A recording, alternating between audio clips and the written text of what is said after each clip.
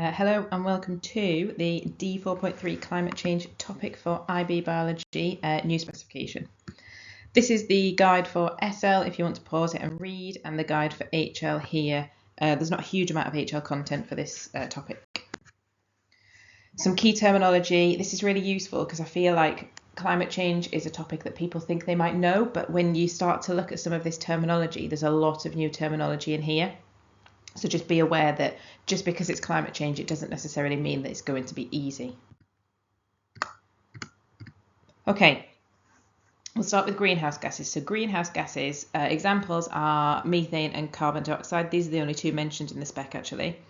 And what greenhouse gases do is they trap the infrared radiation within the Earth's atmosphere. So you can see here that normally the infrared radiation would reflect off the Earth's surface, but the greenhouse gases absorb and reflect it back into the Earth, and this warms up the atmosphere of the Earth. So the red bit here is the effect of greenhouse gases.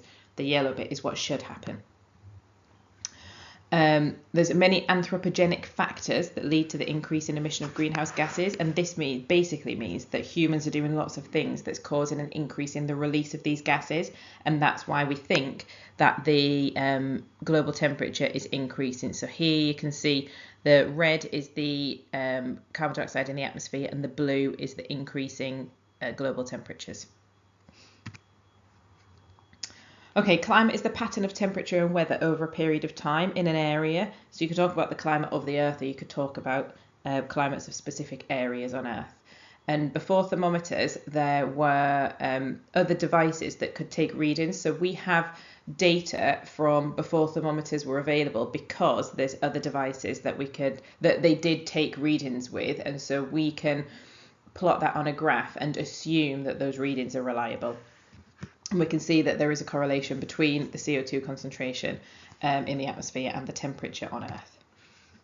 Okay, so global warming, we're thinking specifically about carbon dioxide. So positive feedback loops increase the amount of something in an area, and you've met positive feedback before in the specification. In this case, is carbon dioxide in the atmosphere, which can result in imbalances in systems. So if we increase carbon dioxide, then this affects different systems and different ecosystems. So for example, when aquatic organisms die, they sink down to the benthic zone at the bottom of whatever the water body is, and they then are broken down, and when they're decomposed, the carbon dioxide is released into the atmosphere. So as this happens and more organisms die as a result of the increase in temperature, this is going to lead to more carbon dioxide being released, and therefore an increase in the global temperature. And also we've got solar radiation, which we talked about briefly just before. So albedo is the ability of the surface to reflect light, and lighter substances on Earth, such as sand, will reflect lots of light, whereas darker substances, such as some types of rock, will absorb more light. So essentially, the lighter the surface, the more radiation that can be reflected, or the more light that can be reflected back from Earth. Okay, we also need to think about decomposition. So a carbon sink, which we should have met before when we did the carbon cycle, is anything that absorbs more carbon dioxide than it releases. So for example, rainforests, they absorb loads of carbon dioxide because they need it for photosynthesis, but then they release less than what they absorb. So that carbon is kind of stored in these carbon sinks, and peat bogs are another nice example. If you did GCSE, you will have met them there. The climate change can disturb peatland. So peatland is where we find peat bogs. In peat bogs, there's an anaerobic environment, so therefore no respiration takes place, decomposition can't happen. However, when the climate changes, it increases the ability of microbes within the peat bogs to decompose and therefore release carbon dioxide into the atmosphere. We've also got cryospheres, which is areas where water is found frozen in abundance. So permafrost is like frozen soil that you find in really, really cold environments. And if the temperature increases, this is going to cause the permafrost to defrost and thaw, and once it's defrosted, decomposers can then start to break things down, so they will release carbon dioxide. So we're thinking a lot about these decomposing microorganisms that will respire, break things down, and release carbon dioxide at the same time. Okay, tipping points. So a tipping point is a threshold reached by an ecosystem as a result of abiotic changes, which result in huge changes in the ecosystem. So sometimes there'll be small changes and that won't have a particularly huge impact. Whereas if those small changes build up and build up and build up, it gets to a point where it reaches a threshold that actually has massive repercussions for the entire ecosystem. And forest browning is an example of this. So if there's a lack of water available, trees lose their green colour and needles will fall and the tree will turn brown, and the knock-on effect is if this happens in lots of the forest, the entire forest will turn brown and the death of the trees could lead to deforestation. And that's a bad thing because the trees would take carbon dioxide out of the atmosphere. So if we have less trees, we have less carbon dioxide being taken out of the atmosphere. And then we have, if a large amount of carbon that has previously been locked in carbon sinks, so for example, in these rainforests, or we've got their legacy carbon. So sometimes legacy carbon can be trapped within layers from past ecosystems. So it was there years ago and it's just trapped in a layer underneath the soil because it's been there for so long, and there's a layer on top that doesn't let it out. And if there is a sudden rise in, so if this then is allowed to get out or is released, then that might cause a sudden rise in carbon dioxide in the environment, and this could be a tipping point. And forest fires can also result in legacy carbon combustion. So legacy carbon combustion is the burning of something that releases carbon within one of these carbon sinks or one of these legacy carbon sinks. Okay, polar habitats. So we've gone with, or the IB have gone with emperor penguins as an example rather than the more stereotypical polar bears. So in polar habitats, the emperor penguins will lay their eggs on sea ice in the water. So the sea ice is like floating in the water, and we call them land-fast sheets of ice. Now what happens is they lay their eggs and the male penguins incubate the eggs for about 2 months before they hatch. And then once they hatch, they live on these land-fast sheets and the chicks are raised until they're big enough or old enough to be able to survive by themselves and find their own food. Now what's happening is climate change is causing the land-fast sheets to detach earlier from like the mainland, and that means that the chicks aren't big enough to survive and find their own food. So it makes the young more vulnerable to predators and less likely to survive. So it has an impact on the emperor penguins and the food chains and food webs that they are involved in. Nice picture of some penguins there. Okay, and then we've got aquatic habitats and ocean currents. So this is all kind of moving into a bit geography here. So we know that the ocean is in perpetual movement. So winds cause water to move. The Coriolis effect, which is an effect as a result of the spinning of the Earth, also causes water movement, and that water on Earth is constantly moving. Now the El Nino Southern Oscillation is a specific current pattern that happens 2 to 7 years. So we can see, or we can study, the current patterns in different oceans on Earth. And we know that this El Nino effect happens every 2 to 7 years. And it's where those current patterns switch and they change around a little bit. So usually nutrient-dense cooler water rises to the surface and it brings nutrients up to surface waters for anything living there, which is a good thing because it allows food webs and aquatic food chains to thrive. However, during El Nino years, this doesn't happen. So it means that all of the nutrients from deep within the ocean aren't brought to the surface, and therefore there's not enough food for the aquatic organisms living within those surface waters. And this has a massive effect on the food chain, and it decreases the number of aquatic organisms, which means there may not be enough fish for us to fish and eat.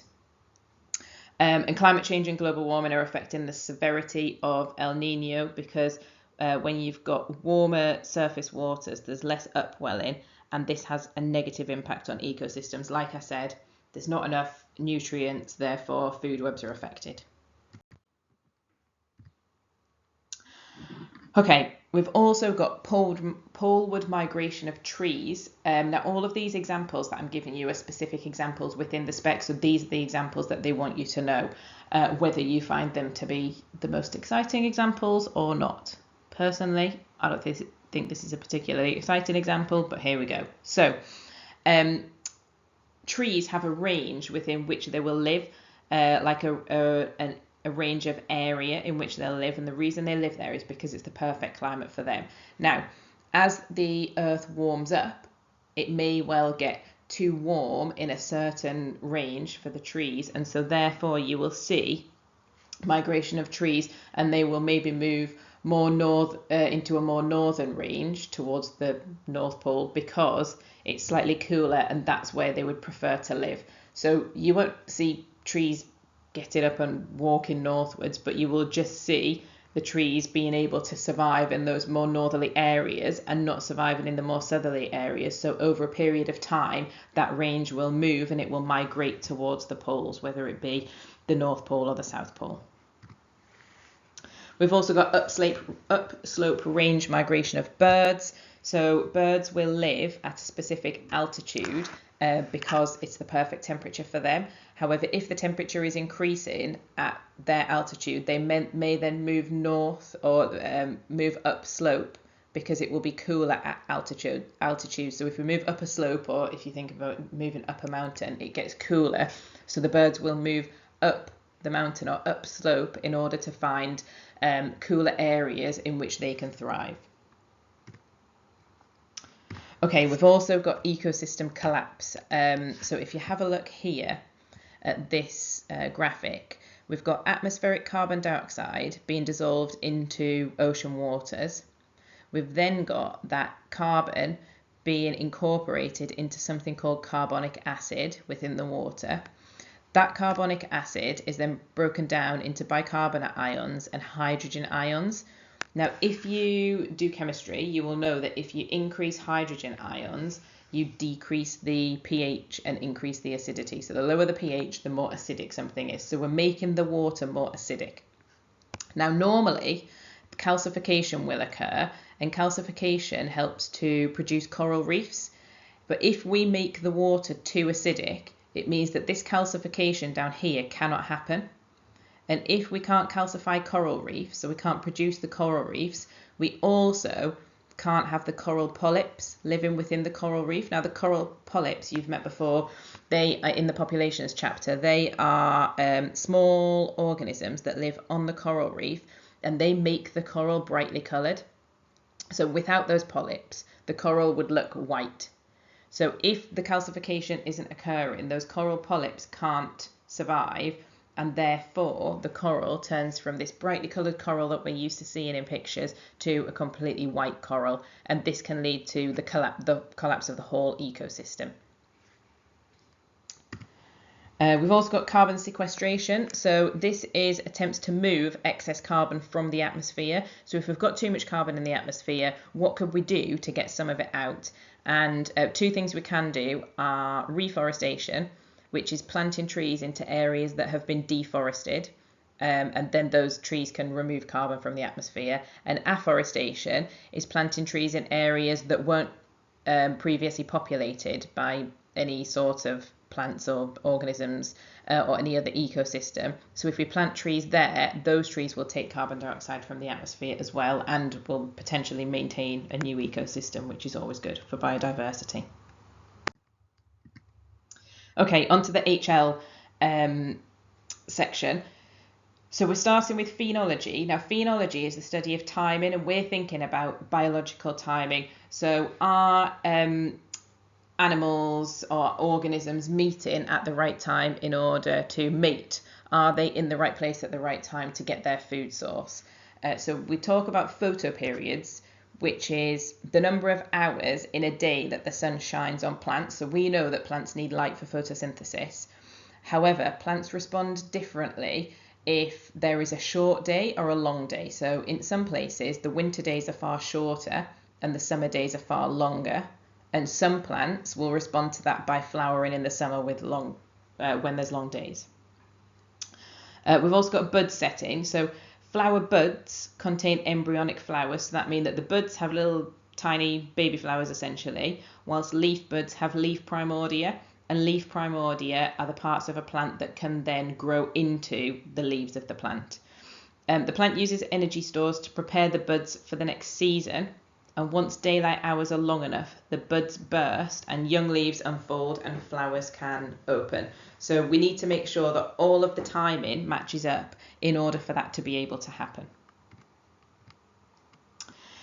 Now, if we disrupt the phenology, then we have disruption of phenological events. So trophic mismatch happens when a species cannot access the next trophic level for some phenological reason. So, for example, sometimes a population will migrate to an area at a specific time because that area will have their food source. If they get to the area and their food isn't there, then obviously that's going to be an issue for the population. So reindeer use the length of a day as an indicator of when to migrate. So they will migrate to a different area when the day length becomes long enough or short enough, or whichever it might be.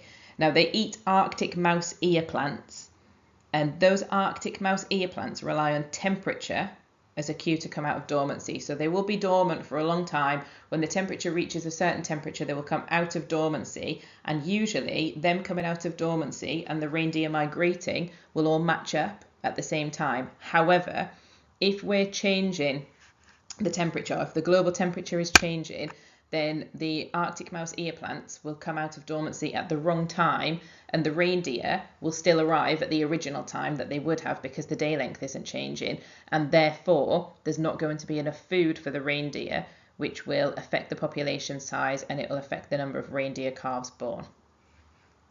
We've also got great tits as an example, and they're found in Europe and the Middle East. They primarily eat caterpillars at a specific time in the life cycle. So the chicks of the great tits eat caterpillars when they have a soft outer shell, so it's easier for them to digest.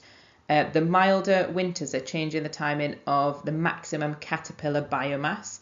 So the caterpillar lifespan is changing because of the fact that the winters are getting warmer. So that means that when the great tit chicks hatch, the caterpillars aren't at a large enough biomass to be able to sustain that population. So obviously that has an effect on the population of great tits, and then that will have an effect on the population of the predators of the great tits as well. Now, the reindeer and the great tits are two specific examples from the IB specification. Okay, another specific example from the specification is the spruce bark beetle. Now, spruce bark beetles, which this is one here, they lay their eggs in tunnels under spruce trees, and then when they hatch, they feed off the wood underneath the bark, so underneath the bark layer of the trees. If there's many beetles, and females can lay up to 300 eggs at a time, which should suggest that there are going to be a lot of beetles, then this can affect the spruce tree and it can kill it. Now, the beetles can have either a monovoltine cycle, which means that one generation is born per year, or a bivoltine cycle, which means that 2 generations are born per year. Now, in colder temperatures, we end up with a monovoltine cycle. In warmer temperatures, we have a bivoltine cycle. So as the Earth's temperature is increasing, we're going to have more bivoltine cycles, so therefore more generations of these beetle, which means that they're going to eat the spruce trees, kill them, and this will have a massive impact on the boreal forest ecosystem where the spruce trees live. So obviously the spruce trees are large, they will sustain many different species. If we haven't got enough spruce trees, then the species that rely on those trees may die. That will have an effect on the food webs. And then finally, microevolution. So tawny owls can be brown or grey. Now, this example is very similar to the peppered moth example that you've probably studied pre-IB. So the tawny owls can be grey or brown, which you can see here. Now, they live in an area that's quite snowy, and we say that each colour within a species is known as a morph, and when there's 2 or more possible phenotypes, so here we've got 2 possible colours of the owl, we refer to it as a polymorphism. So it's a polymorphism, and each colour would be a morph. Now, if the temperatures warm up, there's going to be less snow on the ground, And if you have a look at the owls, less snow means that these grey owls won't be as camouflaged, and so you're therefore more likely to catch them if you're a predator that eats owls. When there isn't snow, these brown owls have an advantage, and so therefore the number of brown owls will increase and the number of grey owls will decrease.